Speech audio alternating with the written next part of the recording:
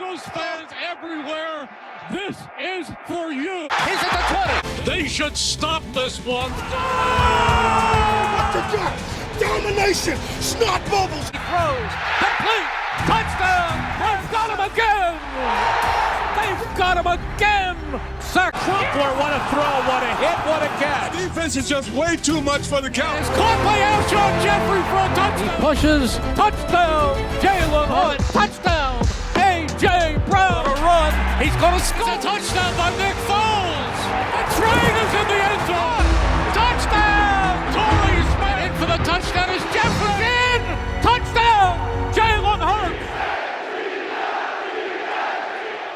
Well, let's get the bibs, bottles, and binkies ready because the NFL's favorite crybabies are once at it again. With the Green Bay Packers submitting their club rule change proposal, and you already know that it has something to do with the birds. I mean, why not? Because even after the league's internal data on the tush push revealed that there was zero injury rate on the tush push, the proposal was presented by the Green Bay Packers with the concernment of player safety. But hey, I guess in fairness to the Packers, they're saying, if we can't have the play and run it effectively like the Philadelphia Eagles can, then no one can. Well, we can't forget that Mark Murray did say that this play lacks the skill. Him and the NFL owners all agree. This play lacks skill and is an automatic first down on 3rd and 4th and shorts, right? And I show once again, because this statement was said after the Packers attempted to run the play themselves, but failed horribly. So when it comes to a play that you can't run and it's not as effective, well, you don't run it as effective. I just don't feel like the play should be banned or moved out of the league. But if you ask the Packers, they feel differently. If everybody could do it, everybody would do it. On to some more important news because the draft is right around the corner and these top 30 visits for the Birds have just now started to come out. And all eyes are on Howie because he's going to be bringing in some top 30 prospects, at least we expect him to. With Marcus Mbo posting on his Instagram story that he's at the Birds facility. With the Birds having over 75 collegiate players that they plan on meeting, this is only one of the top 30 that they plan on talking to. And Mbo ain't no slouch. Because when he took over at right guard in 2022, starting all 14 games, earning honorable mention, all Big Ten honors, while helping Aiden O'Connell lead the conference in passing, he also produced well enough for Arizona State's running back Devin McAbee to grab a rushing record of 968 yards. Dominating on the offensive line at Purdue, his rushing statistics in the Big Ten was at 184 yards per game. So we'll keep an eye on the 6'5", 300-pound offensive lineman, but he'll have a bright future ahead of him.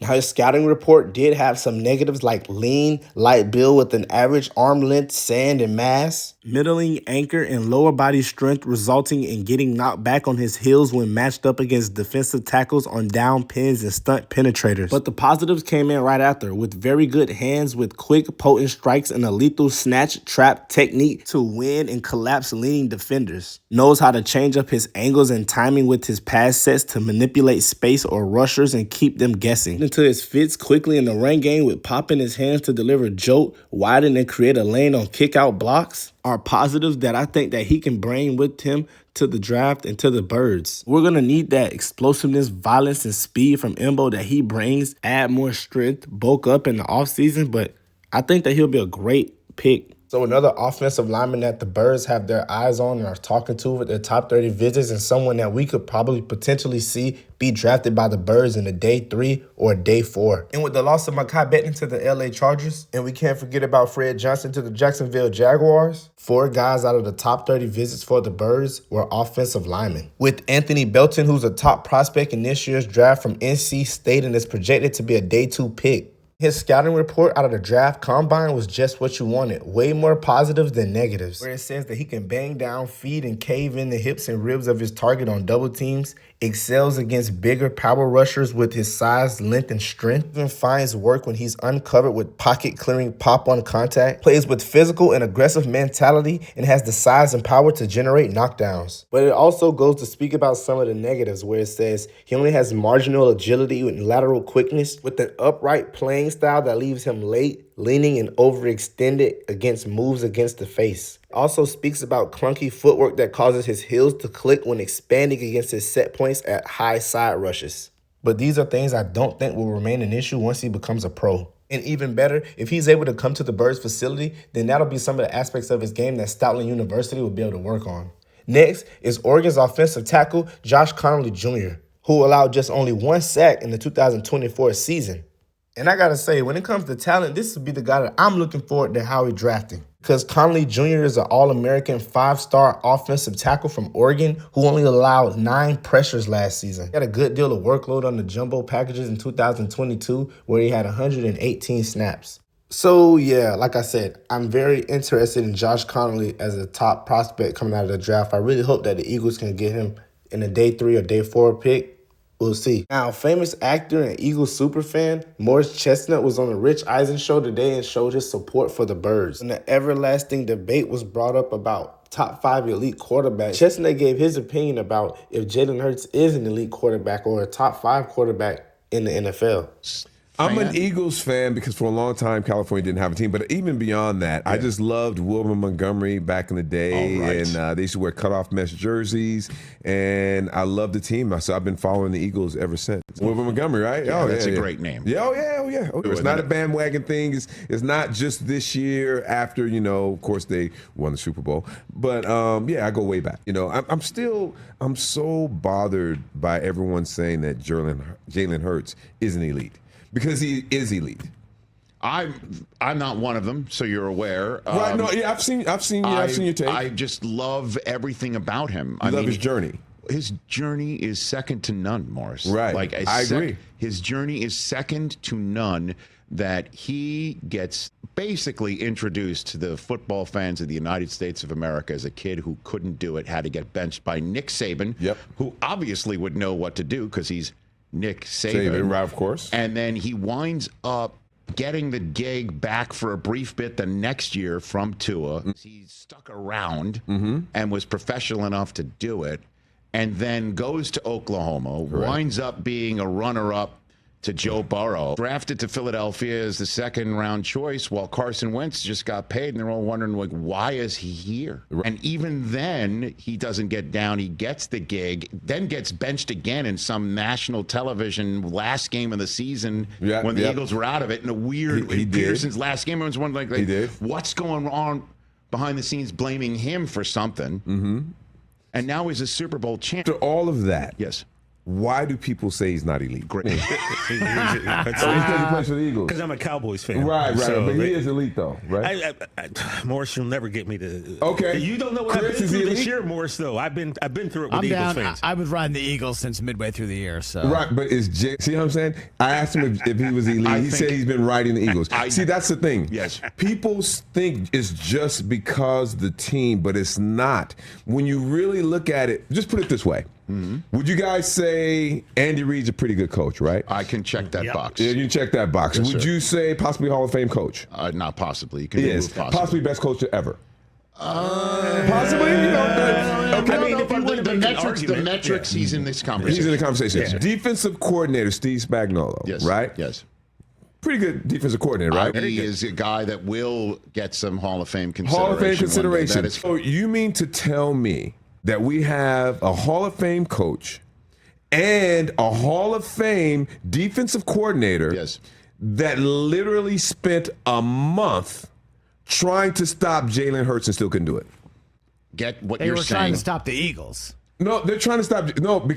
They stopped Saquon Barkley in the Super Bowl. In the first Super Bowl, they stopped our running back there, too. So they tried to stop Jalen Hurts. We did not have a running game in those Super Bowls. Hurts 100% the rightful MVP of the game. The first one and the second one, right? Well, no, you're not first wrong. One and the second one. You're not wrong. See, I feel like he does what it takes to win. He's an ultimate leader. That's is correct. What he is. That's right. He could have had those games. He could be a quarterback that's saying after every game, hey, I want to throw the ball more. Stop giving it to Saquon. They had 2 weeks before the first Super Bowl, couldn't stop him. Yes. 2 weeks before the second Super Bowl, still couldn't stop him. Now, these are Hall of Fame coaches. If Jalen Hurts was in an offense where he was throwing the ball all over the field, he would still be just as successful. I think Morris Chestnut's been catching a lot of slack. I think a lot of fans forgot that he's been narrating a lot of Eagles hype videos over the years. I seen some comments online. I think that they forgot that he was an Eagles fan for a long time. He's been an Eagles fan for quite a while, and He hasn't been around to show that Eagles support that he always has been over the years. He's been in some hype videos also, but he always comes around and shows support for Jalen. Jalen Hurts he's been, every year that he's been a starter, he's made the playoffs. He's had 4 different offensive coordinators since at the age of 26. That's a good point. It's good. And listen, Saquon has been incredible. Love Saquon Barkley. But people are saying that Saquon he's definitely doing well for the team right now. But Jalen has done it with DeAndre Swift. He's done it with Miles Sanders. In 3 out of his last 4 years, he's had double-digit wins. So Jalen, people got to back up off Jalen. Jalen can get the job done for sure. You might be coming for folks' jobs right now. Stephen A., he came prepared with the... I don't know. Maybe when it's all said and done, the media will learn to love Hurts, no pun intended. I mean, what else does he have to do? Outplay Mahomes in 2 more Super Bowls? You let me know down in the chat how you feel about Jalen Hurts.